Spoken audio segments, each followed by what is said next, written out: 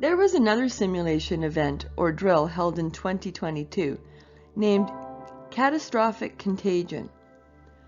This time, the pivotal question was, if there should be another global health crisis in the near future, will it be more deadly than the one in 2020? And might it target children? Wait a minute, what? I'm sorry, why would this group raise this very specific concern? I seriously would like to know the answer. I have another question too. Throughout modern history, there had never before been a virus declared to be such a serious threat that global lockdowns and other extreme measures were required until 2020. What is remarkable is that genetic engineering only recently evolved with the development of new gene editing technology. Not long ago, even in the early years of the 21st century, it wasn't even fathomable to be able to create and mass produce a vaccine in a short period of time, say in a year. Up until quite recently, that just wasn't even possible.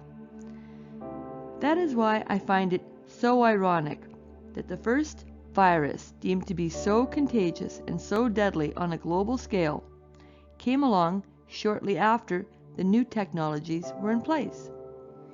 It's almost like the virus was waiting for Big Pharma and their investors to be able to come to the rescue and save us. Incredible. But back to the folks who want to make sure that we are ready for the next one. The Catastrophic Contagion website is quite brief and to the point. The focus is on the possibility of another, more deadly virus and how governments around the world should respond.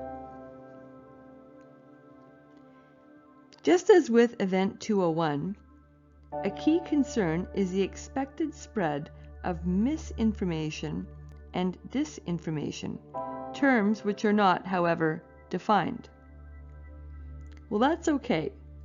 We can figure it out for ourselves. We can understand these terms to mean any information that either questions or contradicts what is being officially reported. And when it comes to a pandemic, the official information begins at the World Health Organization.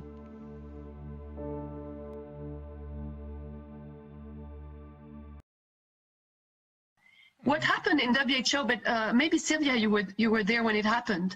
Bill Gates was already around. He was already, mingling, saying that he pays so much money, but he became visible when, I think it was in 2017, or you correct me, that I know this through my colleagues there, he requested to be part of the executive board of WHO like a member state. Ah. And it's incredible. I said, how can he dare to do this? And they went to the vote. The executive board meets every January. So, and it changes every year. And the lobby, they tried to lobby the countries. Of course, he tried to bribe. But it's really an event because it is not mentioned. Maybe we can get the minutes of the executive board. They even accepted that he would be considered as a member state because of the money he gives.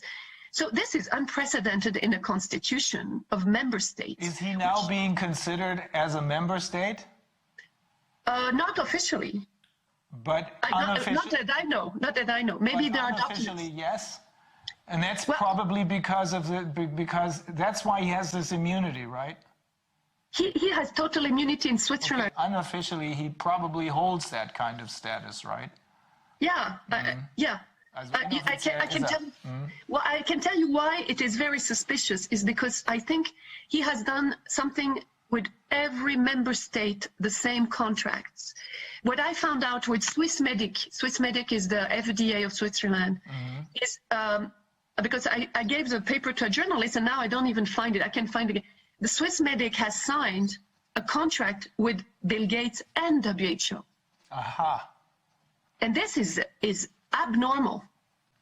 Tell us more about this immunity. How does this work? Yeah. Okay. I can find again the document. It's also in German because Switzerland is also in German, and you can have a look. It's shocking.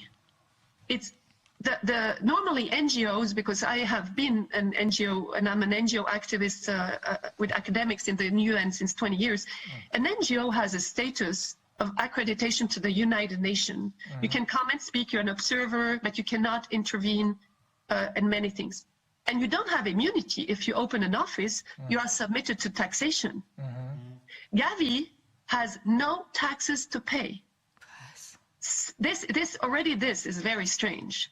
Switzerland is hosting an NGO, international, who doesn't pay taxes and who has total immunity.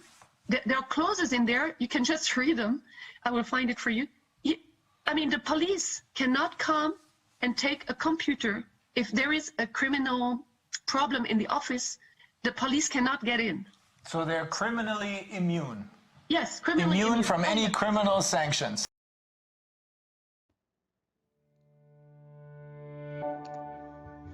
The fact of the matter is that Bill Gates exercises an extraordinary amount of influence over the WHO. No other individual even comes close. So it is important, I believe, to just very briefly note his true legacy, not his invented one. He is the founder of Microsoft. He actually was a co-founder, and there is a whole scandal surrounding his treatment of his founding partner. But more importantly, Microsoft was found to be violating antitrust laws, and Bill Gates was before the US courts in 1998 and 1999, and he actually Microsoft was found guilty.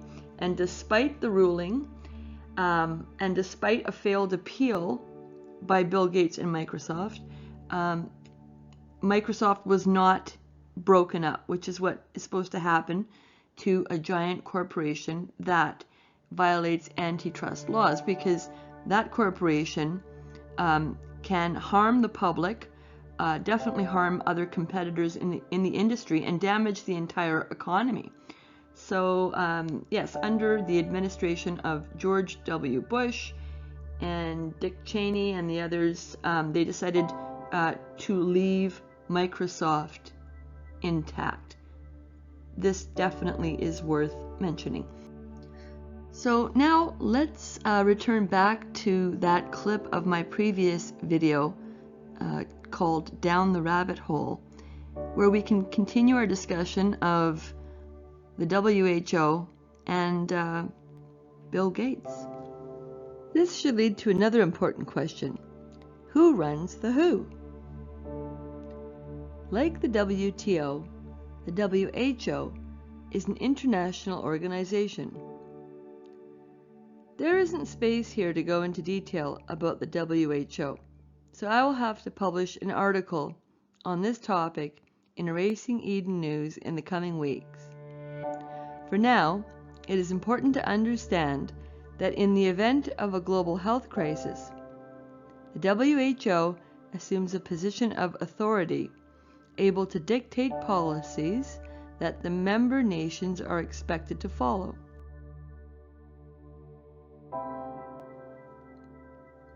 The catastrophic contagion exercise is set in 2025, hypothetically, of course. There are specific recommendations on the website. They are addressed to the governments of nations, instructing them to put laws in place in advance so that they will be able to effectively deal with those who try to speak up and challenge the official information. Friends, this is nothing to joke about. It is dangerous territory. There is a list of the participants of the catastrophic contagion exercise and a tab with a brief bio on each. Some have connections to either the Bill and Melinda Gates Foundation or the Rockefeller Foundation. A couple of them are predominantly affiliated with the organization hosting both of the pandemic drills, which is the Johns Hopkins Center for Health Security. Some have connections to Gavi or to the CDC, some to the WHO, and some are connected to the UN or the IMF, or an important but little known international organization called the CFR, which stands for Council on Foreign Relations. We can say that all participants are connected to one or more international organization made up of unelected members that exercise some form of global authority. The two main sponsors are listed, but unlike with Event 201 that took place a couple of years earlier, there is no mention of the World Economic Forum this time.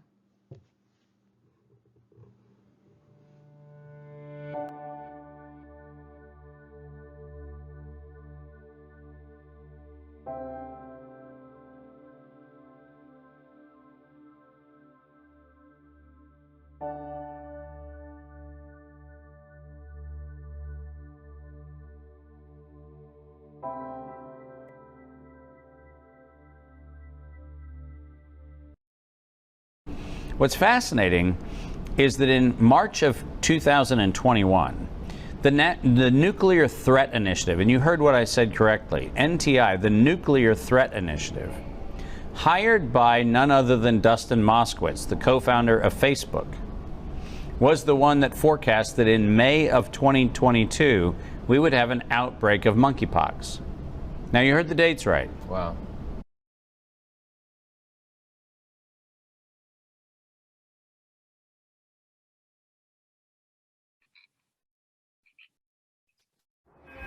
There are growing questions today around a new and deadly outbreak.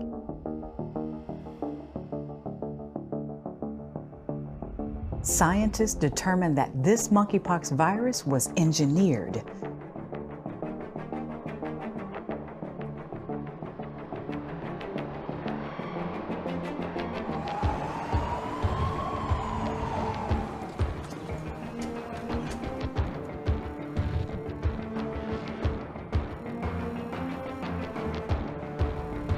With limited antiviral drugs and no known effective treatments, countries around the world are struggling to control another pandemic with already devastating effects.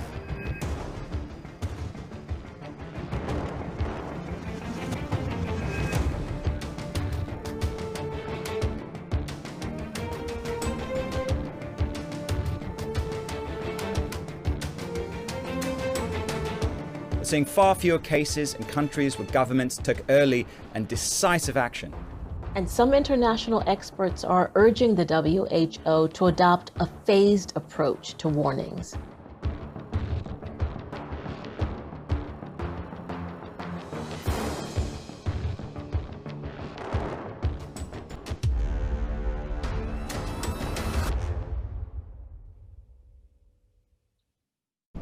Let's put it all together and do it in slow motion.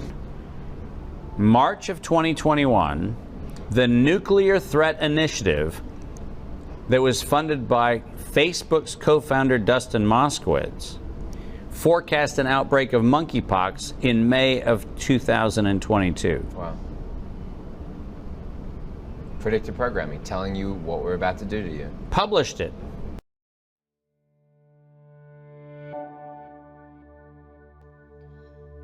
Quite frankly, I don't remember the reports of the spread of monkeypox in 2022, but that's exactly what happened. Somehow it did not spin into a global pandemic. One wonders why.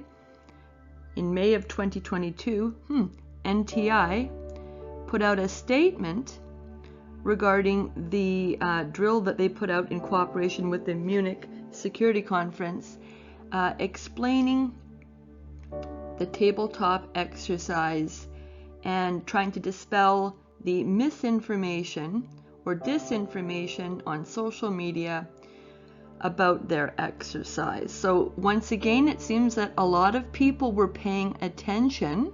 They had to address this. And of course, in 2024, the WHO did in fact declare a monkeypox virus a public health emergency of international concern. For some reason, they did not try to lock everybody down again and have a replay of what happened, the nightmare that happened to the whole world in 2020. So I think along with the NTI, we should take a brief look at the Munich Security Conference, because they helped to put out that drill. Of course, it's held in Germany annually, and it's been going on for a long time. There are institutional partners of the Munich Security Conference, really big corporations. We just saw the Atlantic Council. We'll get back to them. Of course, the Bill and Melinda Gates Foundation is one of the partners, and also the Rockefeller Foundation. Incidentally, the word Stiftung is a German word for foundation. So the Atlantic Council, earlier this year, in September of 2024, hosted its first annual Atlantic Council Global Future Forum in New York. First annual. It means that this is going to be an ongoing thing, an annual thing. And yeah, to discuss our collective future. So yeah, social media has been all abuzz on that. The people that are paying attention to the globalists are talking about it. So there are, along with the partners, main sponsors. There are lots of sponsors, including these main sponsors, big corporations here. Many of them we're all too familiar with. We may be a little bit less familiar with some of the large tech companies here. This is Amazon's Cloud Computing Corporation, AWS. Qualcomm is another big tech corporation that holds a 5G patent. SAP is a software giant. And Accenture is interested in focusing on responsible AI, even though the people who developed it, like the head of the AI department in Google, have warned us that humanity is at risk, and Elon Musk was saying that earlier, but nope, they're going to invest. They announced in 2023 $3 billion into responsible AI. Palantir is another sponsor here. They are a huge data corporation.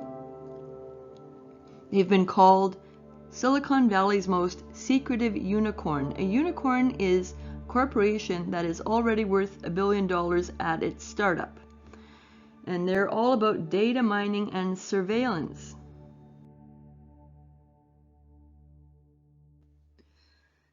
So this $1 billion startup that soon was valued at more than $20 billion collects and synthesizes data to help governments survey for terrorists.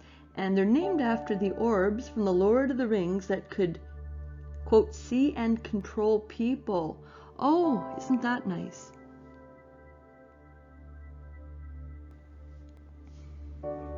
Here we have an article talking about the fact that they're worth $22 billion. They were launched with the help of Peter Thiel. He's an interesting person. And the CIA. Palantir is described as America's scariest of the tech giants. Nice. Along with these main sponsors, there are other sponsors. Again, giant corporations, and among them a number of large tech corporations.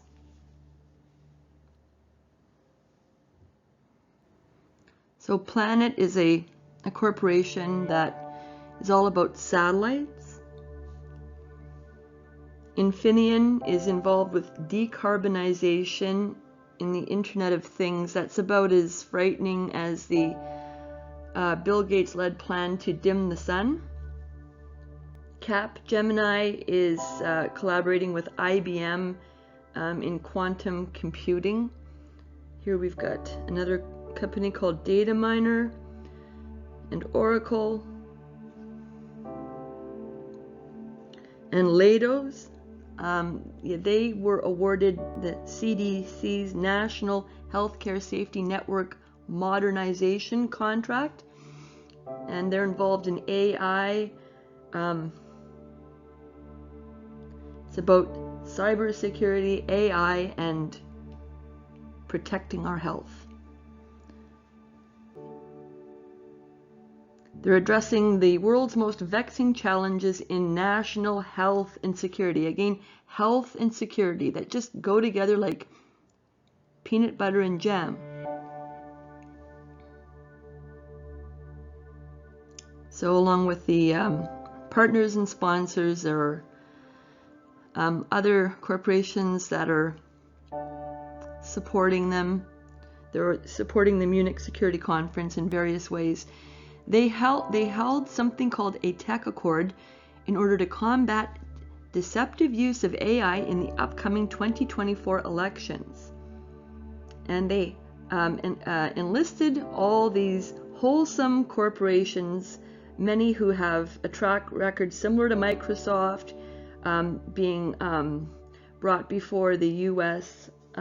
Courts for antitrust issues.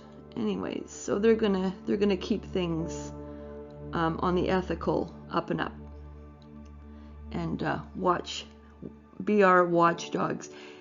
So here is a little bit of transparency. The Munich Security Conference is interested and concerned about global order. They're concerned about the weakening of international institutions and upholding global governance mechanisms. Remember, folks, the international government already exists. Bill Gates says that we ignore the link between the peanut butter and jam, health and security at our own peril. They need to monitor us for our own protection.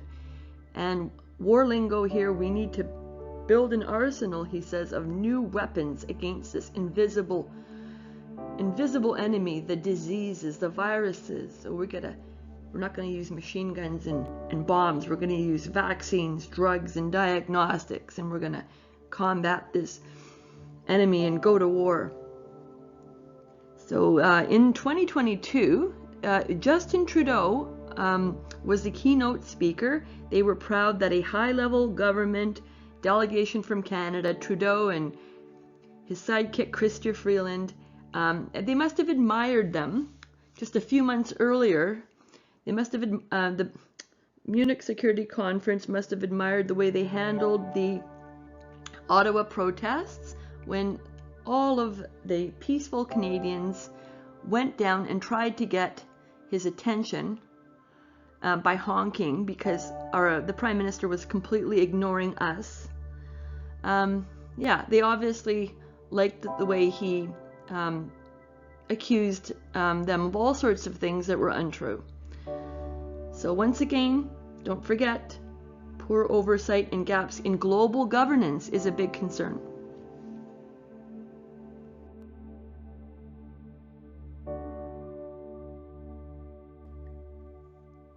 Now I'd like to take a look at a clip from the Dr. Drew show when he interviewed Dr. Robert Redfield. Dr. Redfield is a well-respected virologist who specialized in research and treatment for HIV and AIDS for over 30 years. Dr. Redfield served as the 18th director for the CDC, which is the U.S. Center for Disease Control and Prevention. He was the director of the CDC when the COVID pandemic was announced. Dr. Redfield resigned in January of 2021. Let's take a listen to that clip. Well, I was going to say, and I, at the time, as things were getting underway and I was watching panic evolve in the press, I kept saying, hey, look, just calm down, listen to the CDC. They will give us guidance. They always give us guidance. We'll deal with this. And the CDC felt like at the time, and nobody knew where this was coming from, but it felt like things were being issued from on high as orders of how to behave. Which CDC, I've never had that relationship with the CDC in my practice of medicine. Yeah, it was very problematic as the guy that was the director. A couple things. If you read the pandemic plan, the person that was supposed to lead the pandemic response was the director of CDC. Right? Perfect. Yep. However, right. What happened was the Secretary of Health made the decision that I was not to have independent access to the media. So how could I talk to the American public when they would not approve any of my appearances? So different networks would ask me to speak, and it would be not cleared. Some people argue that it was done by the White House. It wasn't, in my view, done by the White House. I think it was done at the secretary's level, and he became more of a spokesman. But then they anointed another spokesman. And although he's a colleague and friend of mine for years, he shouldn't have been the spokesman for the pandemic. And of course, that was Tony Fauci, who became the spokesman. So immediately the CDC was no longer the spokesperson. And to add to that, Dr. Drew, at a different level that I'm very involved in, was the scientific community.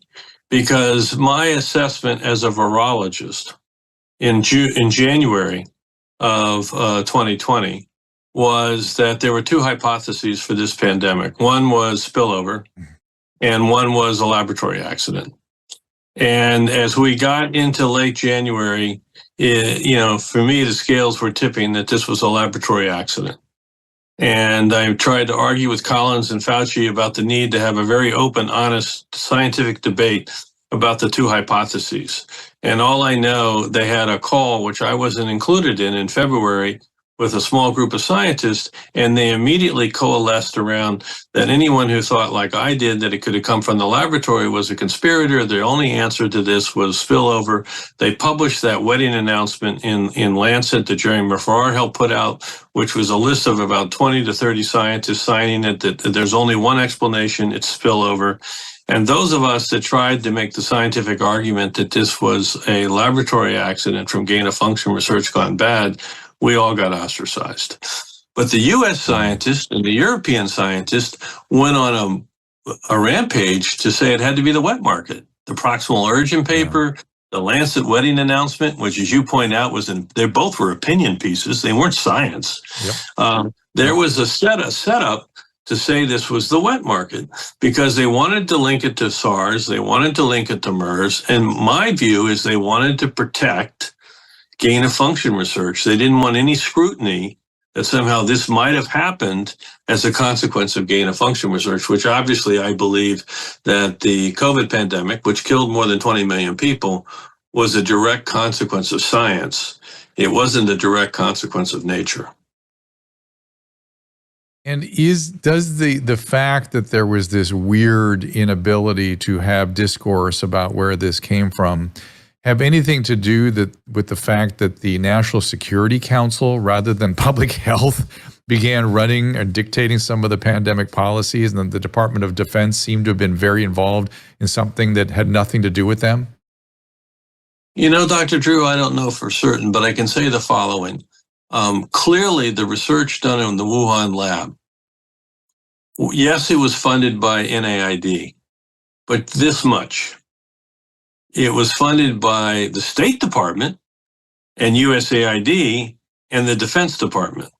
So a lot of our government was funding that research, right? Mm-hmm. And I think the intelligence community was much more involved than meets the eye, all right? Yeah. Even before we understood we had a pandemic. All right. And this is has bothered me about the intelligence community not coming out clearly with a concerted analysis. And John Radcliffe, who I have a lot of respect for, and he's seen all the classified data. I've seen probably 80% of it. and hopefully Biden will release all of it, or the next president will. There's a lot of information in there that would remove a lot of people's uncertainty what the origin of this was. And I'm disappointed in the scientific community, because they should be seeking scientific truth. Instead, I think they're trying to protect science from becoming regulated. They don't want regulations on gain-of-function research. And the reality is, I believe we need regulations on gain-of-function research. I think the next pandemic is coming. You may want to talk about that later today, the great pandemic, which will be the bird flu pandemic. I think it's unlikely to come from spillover, although we're already in 27 different mammal species in the United States from the bird flu H5N1. I think it's very likely that it will come from a laboratory escape. And then we'll have a pandemic of bird flu, which will be quite problematic, high mortality, and will probably bring our nation to our knees, and obviously the world in general. So now let's return back to my previous video titled Down the Rabbit Hole. Let's return to that clip one last time and continue our discussion of the WHO and our friend Bill Gates. Articles began circulating about how his charitable foundation had made large investments in several pharmaceutical companies, including those developing the new gene-editing mRNA technology needed to mass-produce shots and deliver them quickly on a global scale.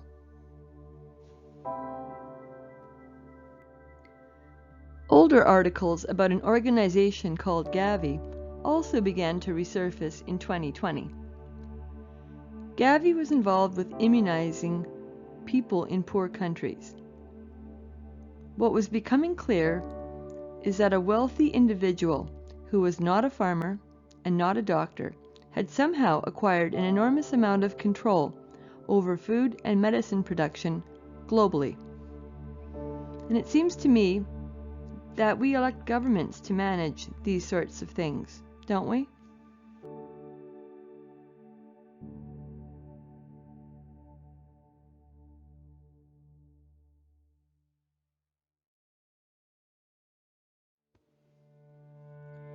Dr. Robert Malone is an internationally recognized scientist and physician, the original inventor of mRNA vaccine technology. He holds numerous patents in the field and has been involved in the publication of approximately 100 scientific papers.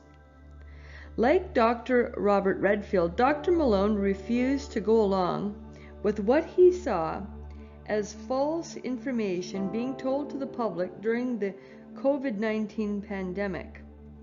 In his own words, he tells us that because he spoke out as, quote, an advocate for multi-drug early treatment for COVID-19, government, media, and big tech have done everything in their power to censor and defame me and my work. Let's take a listen to what he has to say during an interview by Candace Owen. Bill Gates was not a coder, okay? He was not a software engineer. That's not his gift. He is a monopolist. He is an excellent monopolist. He built Microsoft on the bones of IBM and everybody else. He captured that industry. He captured the browser industry, and the government basically shut him down. Remember Explorer? Mm-hmm. Okay. And what did he do when he got shut down and embarrassed? And there's those videotapes of his testimony where he's rocking.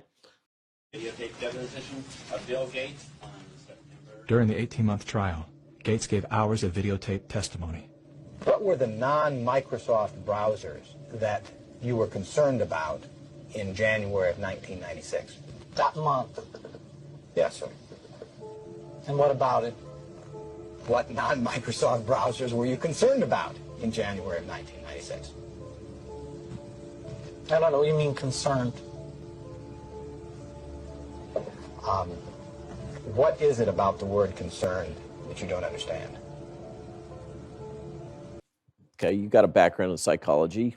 What did he do? He tried to rehabilitate himself. How did he do that? He moved into philanthropic work in public health. And what he has done, it's like tiger can't change his stripes, leopard can't change his spots. He has systematically monopolized the global response to infectious disease.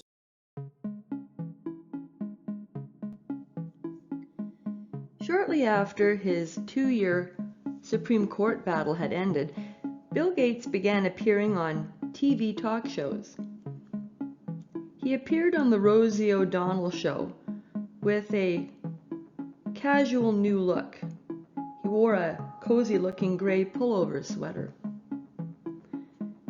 Gates also appeared on Ellen, this time wearing a rather vibrant-colored pullover sweater. They didn't discuss the antitrust lawsuit, Microsoft, or any of that, but instead focused on the Bill and Melinda Gates Foundation and his accomplishments with his philanthropic work in poor countries, including vaccines. Oh look, there is his daughter in the audience. What a nice touch.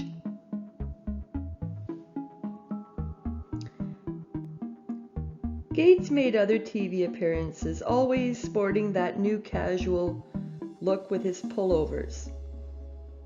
And he started to become quite fond of pastels.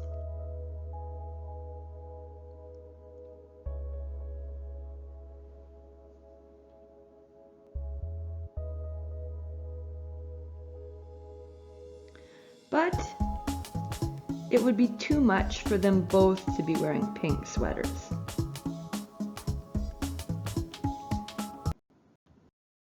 Hello, useless eaters. As your unqualified, non-elected global human health overlord, I'd like to take this opportunity to flaunt my position of power and influence over society and share some of my plans for you and your future. When I amassed my fortune in computer software, I demonstrated that I was willing to lie, steal code, cheat my partners, and exercise monopolistic control to destroy my competitors. Now that I've retired, I can rebrand myself as a humanitarian. With my for-profit foundation masquerading as a charity, I can advocate for population reduction and sponsor mass human experiments with unproven vaccines in vulnerable populations. Whether it's under the guise of climate change or world health, it's really all about controlling and culling the human herd for fun and profit. Now imagine my excitement when we had the opportunity to declare our own global pandemic. It was my chance to look like the Nostradamus of public health and to position myself and business partners like Dr. Fauci as the de facto authorities on response and solutions. I like to call this Pandemic 1 because believe me, we have others in the works. Our final solution is to have you begging for us to vaccinate, tag, and digitally track each one of you like livestock. Not only will my foundation enjoy legal immunity and trillions in profits, but these mandatory experimental vaccines will move us so much further down the road to absolute centralized global control. If only my good friend Jeffrey Epstein had been here to celebrate with me aboard the Lolita Express. Just surrender your personal freedom and common sense to our fear merchants in government and the media, because none of this works unless you all go along with it. Now, if you'll excuse me, I'm off to do some augmented reality spirit cooking with Marina Abramovich. Bye now.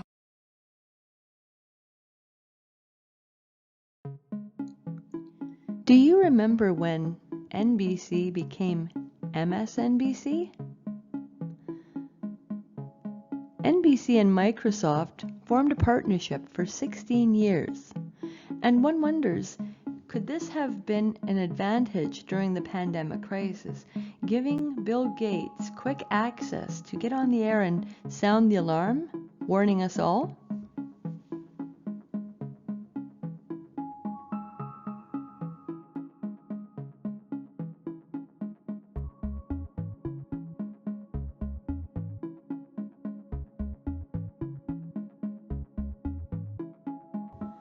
A number of significant things happened in 2020. On March 13th, just 2 days after the COVID pandemic was announced incidentally, Bill Gates stepped down from the board of directors at Microsoft. It had been 45 years since he and his partner had founded the tech company. But a couple of significant and very disturbing goals had been accomplished, so maybe, in a sense, his work was done. In September of that year, there was an announcement that Microsoft had made an important purchase. Open source AI had been founded as a solution to the problem posed by artificial intelligence. A number of insiders, including those developing AI at Google and Elon Musk, have been warning of the serious danger that artificial intelligence can potentially pose to human existence. Elon Musk has said that artificial intelligence is more dangerous than nuclear bombs. The solution they came up with was open source AI. The plan was to pool together all the existing knowledge so that it can be shared and used to benefit humanity. The idea was to prevent the great power offered by controlling artificial intelligence from falling into the hands of any one individual or any one corporation. But apparently, Microsoft came along and purchased it anyways. So much for the utopian plan.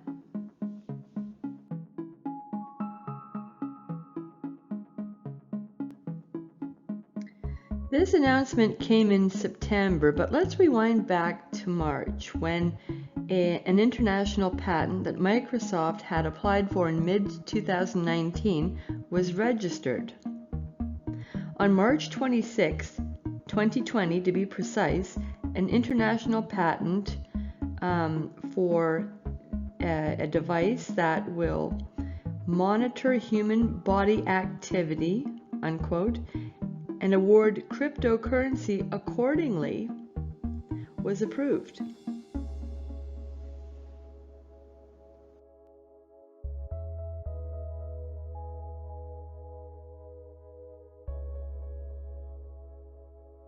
This new technology has been named luciferase after Lucifer, whose name means light bearer. I'm not kidding. It incorporates quantum dots composed of nanocrystals to mimic something in nature known as biometric bioluminescence. Almost all bioluminescent organisms are found in the ocean. Jellyfish is one example. Fireflies are one of a few found on land. The plan to tag human beings with a bioluminescent tattoo has two main purposes. First, to identify who has been vaccinated and who hasn't. And secondly, for the international bankers who control global funds to usher in a digital economy and have full control over who receives funds and who does not. So you might be asking, what does this have to do with the World Health Organization? Well, the World Health Organization is not actually about health. It is the international organization where they create and enforce international laws.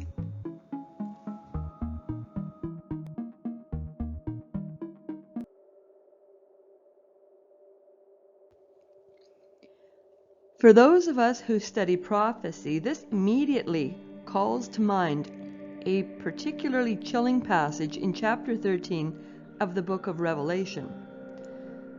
The book of Revelation is unlike any other book in the Bible. It was written by John, one of the original 12 disciples of Jesus, during a time when the early Christians were facing extreme persecution. John was living in exile on an island off the coast of Greece, when he received a series of terrifying visions about what will take place at a time in the distant future, a time that Jesus referred to as the, quote, end of the age. Although John did not fully understand the meaning of the visions, he was instructed to write down what he saw.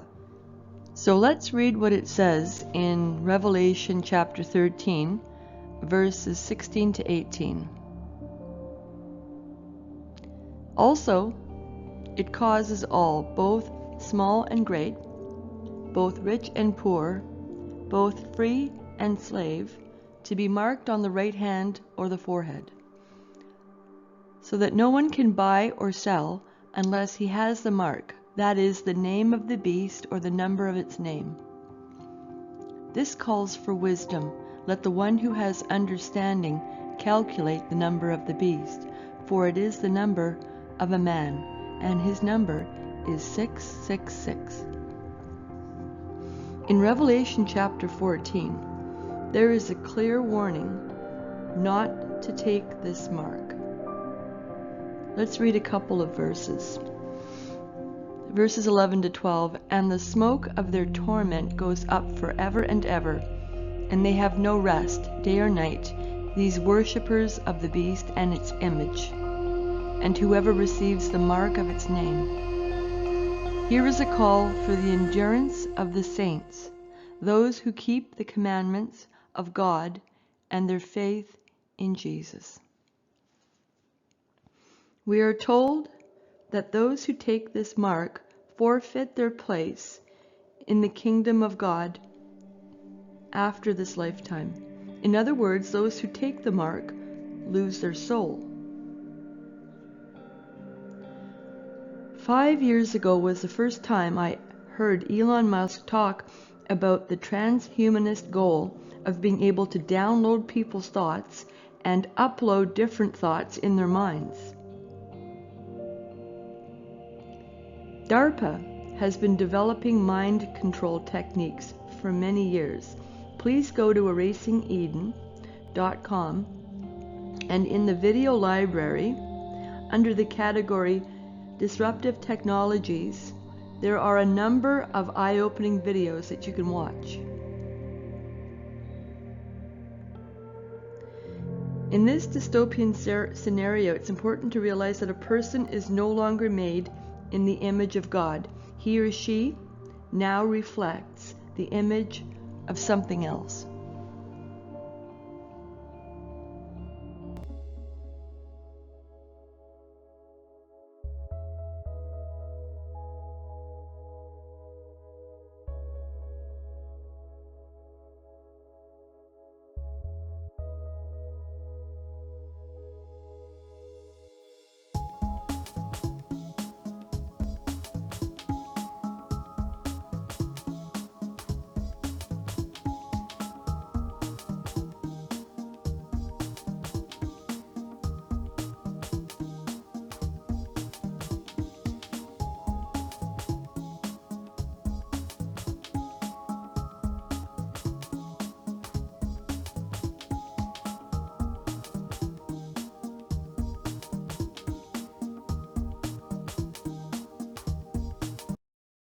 Question, which is a legitimate thing to do, was the FDA, was the CDC following orders from the WHO? The answer is asterisk, almost. But who were they really following orders from? And that's where you get into the nasty answer, which is the answer was that interlocking directorate, that violation of antitrust laws, that corporate machine, not health, not, we're out for the good of humanity.